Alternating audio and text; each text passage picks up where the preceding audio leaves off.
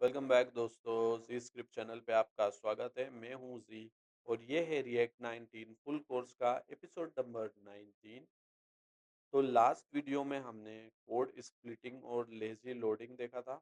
आज के वीडियो में हम सीखेंगे working with external libraries react में। तो ये टॉपिक आपको दिखाएगा कि कैसे हम रेडीमेड थर्ड पार्टी जो ऑलरेडी बनी हुई है, अवेलेबल है, उसको रिएक्ट ऐप में इंटीग्रेट करके डेवलपमेंट फास्ट और इफिशिएंट बना सकते हैं। ठीक है। एक्सटर्नल लाइब्रेरीज का मतलब है वो प्री बिल्ड कोड जो हम अपने प्रोजेक्ट में डायरेक्टली यूज कर सकते हैं। ठीक है। तो वो कोई यूआई की लाइब्रेरीज हो सकती है, मतलब आपका एक पर्टिकुलर यूआई एलिमेंट्स बने बनाए, जैसे मटेरियल यूआई अगर आप चेक करोगे, चक्रा यूआई, आंट डिजाइन। तो इसमें क्या होता है, एक जैसी मिलती जुलती यूआई किट अवेलेबल होती है, उनसे मिलते जुलते कंपोनेंट्स आपको बने बनाए मिल जाते हैं। ठीक है। ओके, सो यहाँ हम समझ लेते हैं एग्जाम्पल के साथ। यहाँ हम एक एक्सटर्नल लाइब्रेरी यूज़ करने वाले हैं जो कि है एक्सियोस। ठीक है। इसका अगर आप कोई सी भी लाइब्रेरी आपको देखना है इसके ऊपर, तो आप जस्ट वो उसका नाम लिखिए और npm लिख दीजिए। जैसे ये एग्जॉस है। ठीक है। रिएक्ट एग्जॉस भी अवेलेबल होती है, बट हम लोग एक्सियोस ही यूज़ करने वाले हैं। ठीक है। ये यूज़ नहीं करने वाले हैं। तो एक्सियोस में यहाँ पे आपको उसका डॉक्यूमेंटेशन भी मिल जाएगा कि वो किस तरीके से आप उसको यूज़ कर सकते हैं, किस तरीके से इंस्टॉल कर सकते हैं। ठीक है। ये पूरा उसका डॉक्यूमेंटेशन कैसे इंपोर्ट करना है, यहाँ पर ये पूरा सब कुछ मिल जाएगा। तो हम यहीं से ही इसको कॉपी कर लेते हैं। ठीक है। सेम आप जाइए टर्मिनल पे एंड पहले इसको इंस्टॉल कर लेते हैं। ठीक है। npm इंस्टॉल एक्सियोस, ये इंस्टॉल हो गया है। अब हम यहाँ पर एक कंपोनेंट बना के उसको ट्राई ट्राई कर लेते हैं। ठीक है। तो सबसे पहले एग्जाम्पल में चले जाते हैं। एक्सटर्नल लिप करके मैं एक कंपोनेंट बना लेता हूँ। ठीक है। अ, इसके अंदर हम लिख देते हैं, कंपोनेंट का नाम लिख देते हैं एक्सटर्नल लिप। ठीक है। इसमें हम कॉल करने वाले हैं, हम कुछ यूज़र वगैरह का कुछ डेटा ले आते हैं। ठीक है। तो यूज़र्स करके ले आते हैं, सेट यूज़र करके अरे में से। क्योंकि एक्सियोस जो है वो एक लाइब्रेरी है जो एपीआई कॉल करती है। ठीक है। तो यहाँ हम उसी का एग्जांपल देखने वाले हैं। शुरू में एक यूज़ इफ़ेक्ट बना लेते हैं जिसके अंदर एपीआई हम कॉल कर लेंगे।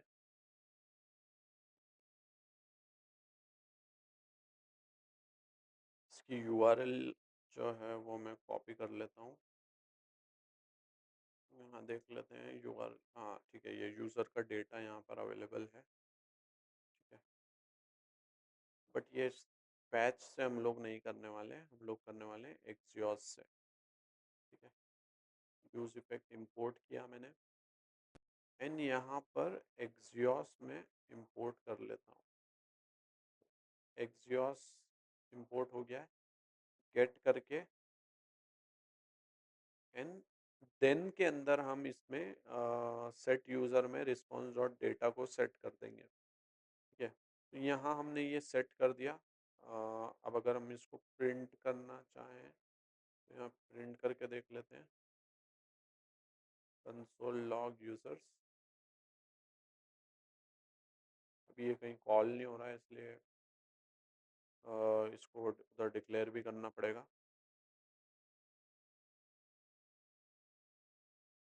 ओके, तो इस वाले कंपोनेंट को हम उधर डिक्लेयर भी कर देते हैं यहाँ पर।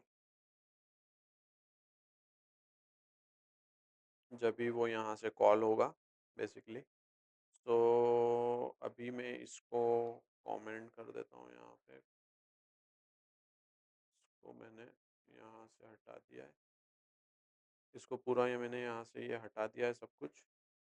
एंड यहाँ पर बस मैं ये एक्सटर्नल लिब को इंपोर्ट कर रहा हूँ। ठीक है। तो ये यहाँ पर ये अब रन हो जाना चाहिए। ओके, अच्छा मैंने ऐप ही इंस्टॉल करने के लिए ये ऑफ किया था। इसको रन कर देते हैं एंड रिफ्रेश। रिफ्रेश होते से ये 3G पे तो बहुत ज़्यादा टाइम लगा रहा है। देखिए डेटा एपीआई यहाँ पर कॉल हो चुकी है, ठीक है? ये डेटा भी आ गया है, ठीक है? तो इसको अब हम यहाँ पर ड्रॉ भी कर लेते हैं। Let's see. तो इसको जस्ट यूज़र की यहाँ पर लिस्ट लगा दिखाना है हमें। तो इस तरीके से यहाँ पर ये दिखा सकते हैं, ये सबके नाम यहाँ पर प्रिंट हो गए, ठीक है? एपीआई से आकर। तो ये जो एपीआई कॉल हुआ है, ये किसके थ्रू कॉल हुआ है? एक्सियोस के थ्रू यहाँ पर कॉल हुआ है। तो आपको वो फैच के अंदर फैच कॉल करके और फिर उसके अंदर वो जेसन में कन्वर्ट करना पड़ता था। वो वाला कोड लिखने की ज़रूरत नहीं है। एंड इसी के साथ एक्सियोस में काफ़ी इसके बेनिफिट्स हैं, वो भी हम इसी के साथ यूज़ कर सकते हैं। जैसे आप अगर देखेंगे एक्सियोस डॉट इस कैंसल करके आपको यहाँ फंक्शन मिल जाता है। और भी अलग-अलग फंक्शन मिल जाएँगे फाइनली करके, ये तो ख़ैर उधर भी मिल जाएगा। बट अगर आप चाहें कि यहाँ पर इंटरसेप्टर वग़ैरह कुछ इंटीग्रेट करना है आपको, तो ये इंस्टेंस डॉट इंटरसेप्टर, इस तरीके से आप इंटरसेप्टर लगा सकते हैं बीच में, ठीक है? जिसको इंटरसेप्टर नहीं पता हो वो कमेंट कीजिए। एंड इफ यू वांट कि मैं इंटरसेप्टर के ऊपर भी कुछ बनाऊँ एक डिटेल वीडियो, सो कमेंट कीजिए। और आप ये एक्सियोस का इंस्टेंस बना के वहाँ पर आपकी डिफ़ॉल्ट कॉन्फ़िगरेशन भी डाल सकते हैं। लाइक आपका अगर कुछ सर्वर की यूआरएल आपको सेट करना है, एक एक ही जगह पे आप बार-बार सर्वर की यूआरएल पास ना करें, तो ये यहाँ पर इस तरीके से सेट कर सकते हैं। इंस्टेंस डिफ़ॉल्ट बना के सर्वर की यूआरएल डाल दो, फिर आपको जस्ट राउट डालना रहेगा और वो आपका कॉल कर देगा। डिफ़ॉल्ट टाइम आउट है जो आपको वो सेट करना है। तो आपको ऐसे अलग-अलग उसमें पास करना नहीं पड़ेगा, ठीक है? डिफ़ॉल्ट वो हमेशा ये लेगा, अगर ओवरराइट करना है तो इस तरीके से ओवरराइट कर दीजिए। तो ये सारी चीज़ें काफ़ी मतलब ईज़िली ये प्रोवाइड कर देता है। काफ़ी सारी चीज़ें आप इसका पूरा डॉक्यूमेंटेशन देखेंगे, आपको बहुत ईज़िली चीज़ें समझ में आ जाएँगी। तो खाली यही लाइब्रेरी नहीं है, ऐसा कई अलग-अलग लाइब्रेरीज़ अवेलेबल हैं। यूआई वगैरह भी आपको अगर यूज़ करना है तो यूआई भी आप बना सकते हो, ठीक है? तो एक यूआई की भी लाइब्रेरी हम लोग देख लेते हैं इसी के साथ। फॉर एग्ज़ाम्पल अपन देख लेते हैं एमयूआई मटेरियल देख लेते हैं, ठीक है? तो ये एमयूआई मटेरियल मैंने टाइप किया है यहाँ पे, देखिए इसकी पूरी एक वेबसाइट बनी हुई है, कोर लाइब्रेरीज़ मटेरियल यूआई में मैं चले जाता हूँ, टेम्पलेट। ये अलग-अलग कंपोनेंट्स यहाँ पर बने हुए हैं, ठीक है? ये ऑल कंपोनेंट्स अगर मैं करूँ, तो ये सारे कंपोनेंट्स यहाँ पे बने हुए हैं, ऑटो कंप्लीट इनपुट्स है, रेटिंग बार है, देखो कितना ब्यूटीफुल सा स्टार्स के साथ रेटिंग बार अवेलेबल है यहाँ पे, ठीक है? और ऐसा प्लस बटन है अपना, फ्लोटिंग एक्शन बटन जिसको बोलते हैं, राइट में फ्लोटिंग करते रहता है वो, ठीक है? तो उस टाइप की ये सारी चीज़ें हम लोग यहाँ पर डायरेक्टली यूज़ कर सकते हैं, ठीक है? फॉर एग्ज़ाम्पल ये इसको बना के देख लेते हैं, ठीक है? तो इसके लिए हमें क्या करना है, यहाँ पर देखिए ये जैसे आप जाएँगे ये इसमें यहाँ पर आएगा, इनका खुद का एक बढ़िया सा डॉक्यूमेंटेशन भी होता है। तो गेट स्टार्टेड पे आप जाओगे, यहाँ पर आपको इंस्टॉलेशन मिल जाएगा। वही सेम जो उधर हमें एनपीएम करके चीज़ें मिली थी वो यहाँ मिल जाएँगी।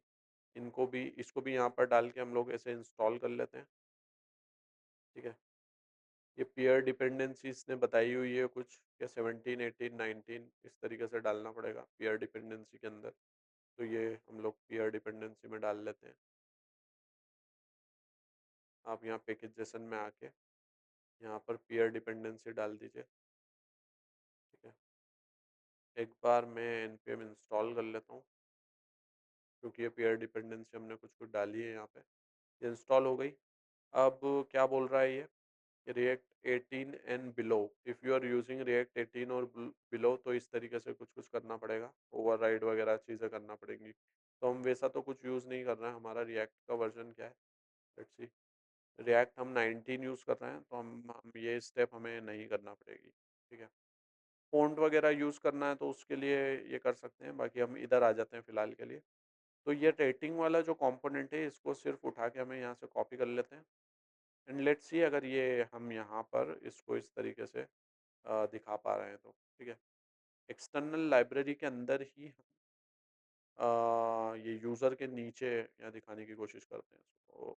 ये रिएक्ट, ये पूरा नहीं चाहिए हमें, हमें जस्ट चाहिए ये रेटिंग वाली चीज़, ठीक है। तो ये रेटिंग वाले दो एलिमेंट हमने ले लिए यहाँ पे, इसको इंपोर्ट कर लेते हैं। ये देखिए मटेरियल यूआई में से इंपोर्ट हो गए। इसको मैं कोड को थोड़ा सा फॉर्मेट कर लेता हूँ, so it will save format document.